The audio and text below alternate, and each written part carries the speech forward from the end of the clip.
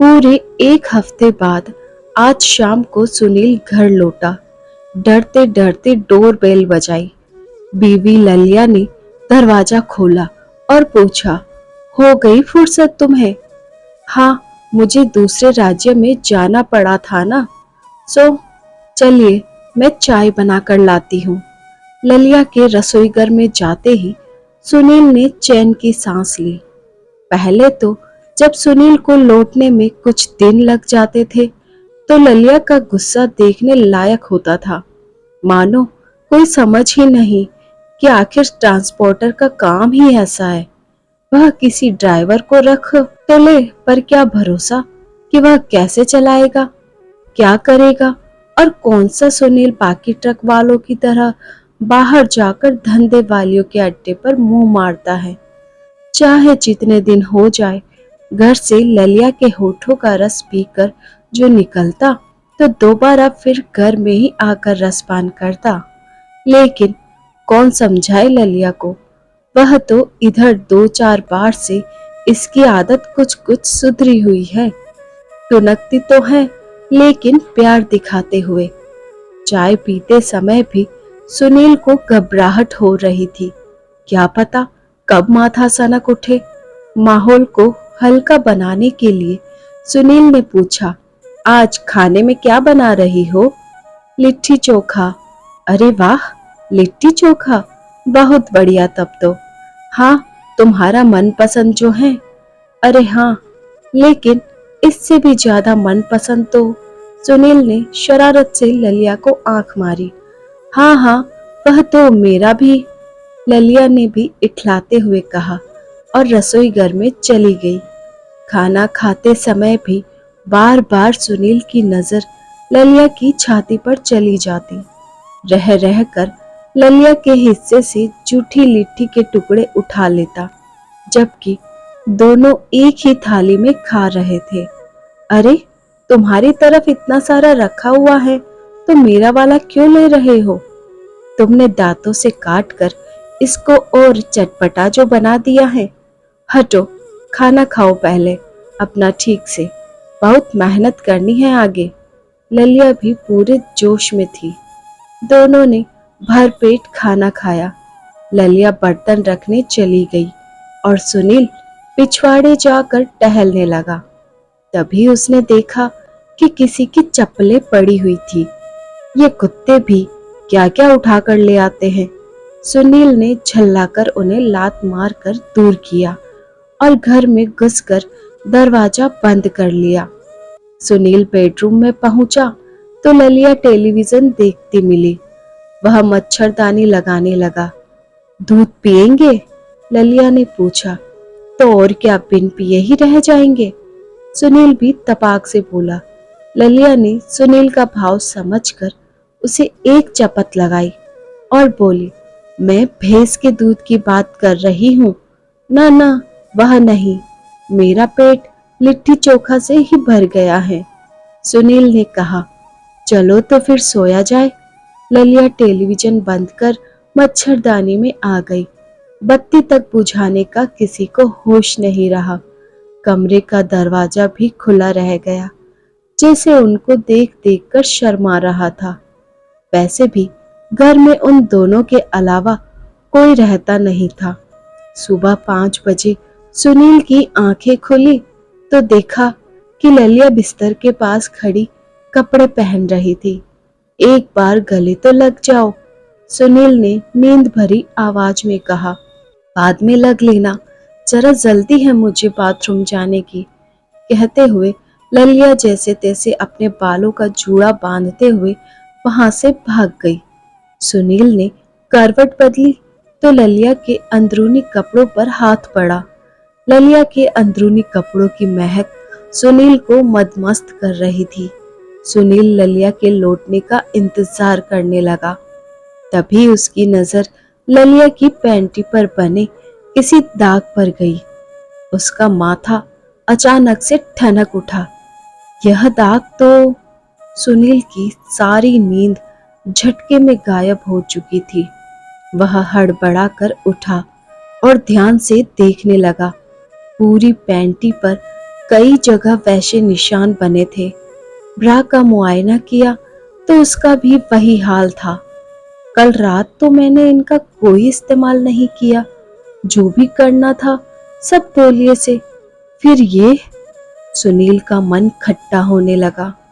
क्या उसके पीछे ललिया के पास कोई, क्या यही वजह है कि अब ललिया उसके कई दिनों बाद घर आने पर झगड़ा नहीं करती? नहीं नहीं, ऐसे ही अपनी प्यारी बीवी पर शक करना सही नहीं है। पहले जांच करा ली जाए कि ये दाग है किस चीज के। सुनील ने पैंटी को अपने बैग में छिपा दिया। तभी ललिया आ गई। आप उठ गए? मुझे देर लग गई थोड़ी। कोई बात नहीं, कहकर सुनील बाथरूम में चला गया। जब वह लौटा तो देखा कि ललिया कुछ ढूंढ रही थी। क्या देख रही हो? मेरी पैंटी न जाने कहाँ गायब हो गई। ब्रा तो पहन ली है मैंने। चूहा ले गया होगा। चलो नाश्ता बनाओ, मुझे आज जल्दी जाना है, सुनील ने उसको टालने के अंदाज में कहा। ललिया भी मुस्कुरा उठी। नाश्ता कर सुनील सीधा अपने दोस्त मुकेश के पास पहुंचा। उसकी पैथोलॉजी की लैब थी। सुनील ने मुकेश को सारी बात बताई। उसकी सांसें घबराहट के मारे तेज होती जा रही थी। अरे, अपना हार्ट फेल करा के अब तो मर मत, मैं चेक करता हूँ। सुनील ने मुकेश को पैंटी दे दी। शाम को आना, बता दूंगा कि दाग किस चीज का है, मुकेश ने कहा। सुनील ने रजामंदी में सिर हिलाया और वहां से निकल गया। दिन भर पागलों की तरह घूमते घूमते शाम हो गई। न खाने का होश न पीने का। वह धड़कते दिल से मुकेश के पास पहुंचा। क्या रिपोर्ट आई? मुकेश ने भरे मन से जवाब दिया। यार, दाग तो वही है जो तू सोच रहा है, लेकिन अब इससे किसी फैसले पर तो। सुनील जस का तस खड़ा रह गया। मुकेश उसे समझाने के लिए कुछ कुछ बोले जा रहा था, लेकिन उसका माथा तो जैसे सुन्न हो चुका था। सुनील घर पहुंचा तो ललिया दरवाजे पर ही खड़ी मिली। कहाँ गायब थे दिन भर? ललिया परेशान होते हुए बोली। किसी से कुछ काम था, कहता हुआ सुनील सिर पकड़कर पलंग पर बैठ गया। तबीयत तो ठीक है ना आपकी? ललिया ने सुनील के पास बैठकर उसके कंधे पर हाथ रखा। सिर में बहुत तेज दर्द हो रहा है। बैठिए, मैं चाय बनाकर लाती हूँ, कहते हुए ललिया रसोई घर में चली गई। सुनील ने ललिया की पैंटी को गद्दे के नीचे दबा दिया। चाय पीकर वह बिस्तर पर लेट गया। रात को ललिया खाना लेकर आई और बोली, अजी, अब आप मुझे भी मार देंगे? बताओ तो सही, क्या हुआ? ज्यादा दिक्कत है तो चलो डॉक्टर के पास ले चलती हूँ। कुछ बात नहीं, बस एक बहुत बड़े नुकसान का डर सता रहा है, कहकर सुनील खाना खाने लगा।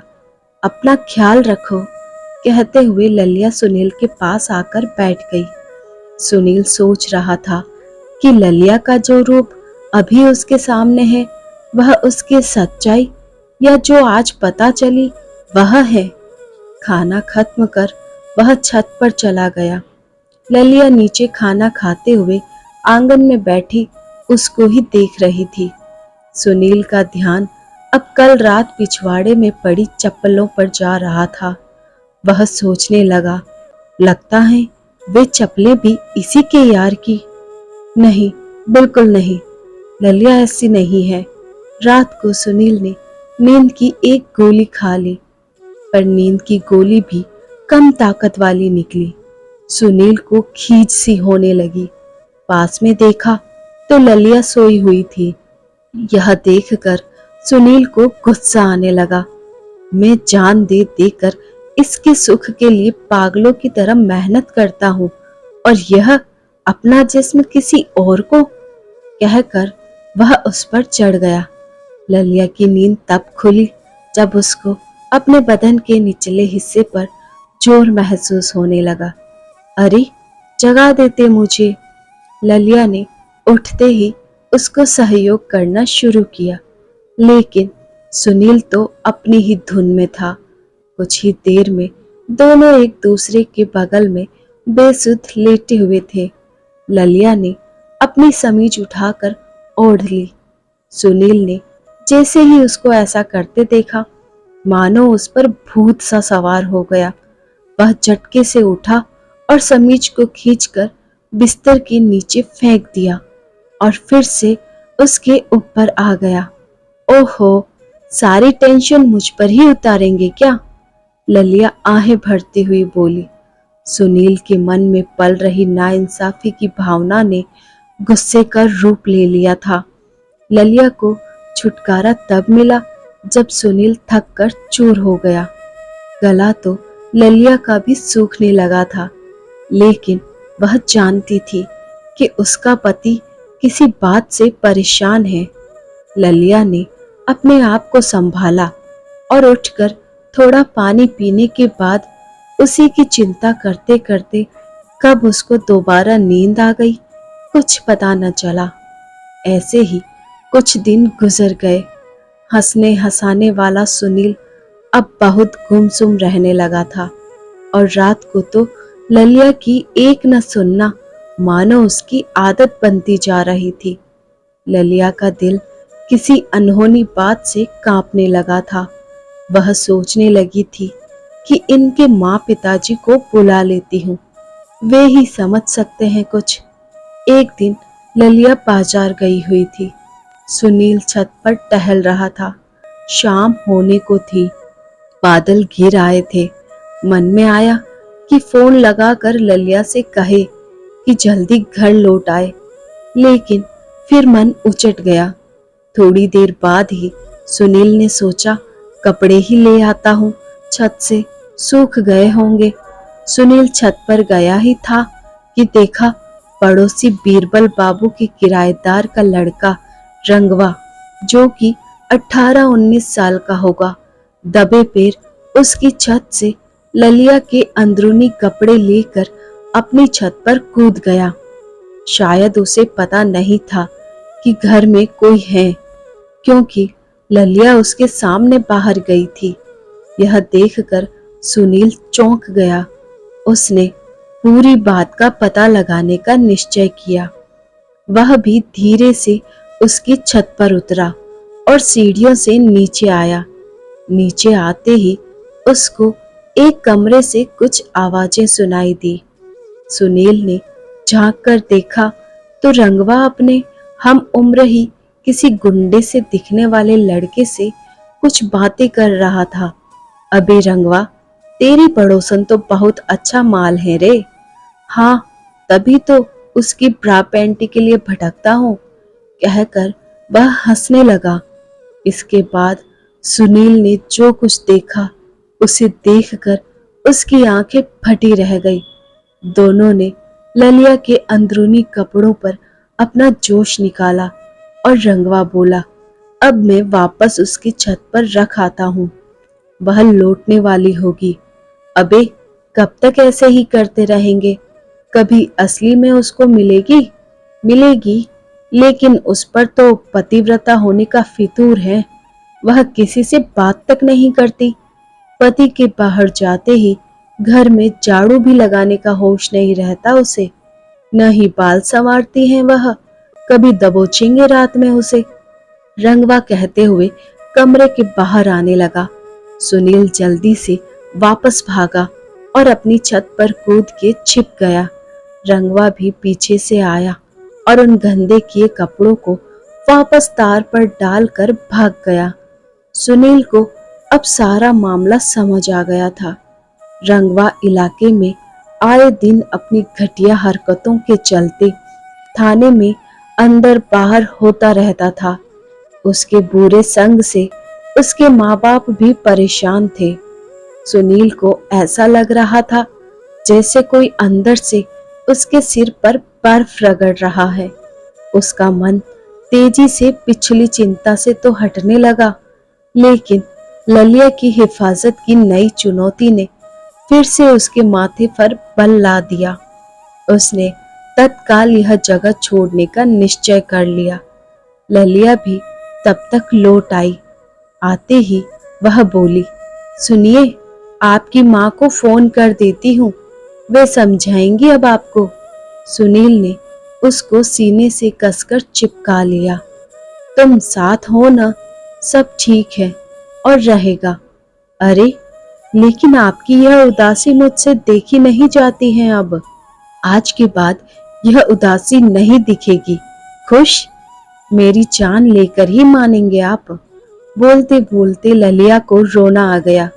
यह देखकर सुनील की आंखों से भी आंसू छलकने लगे थे।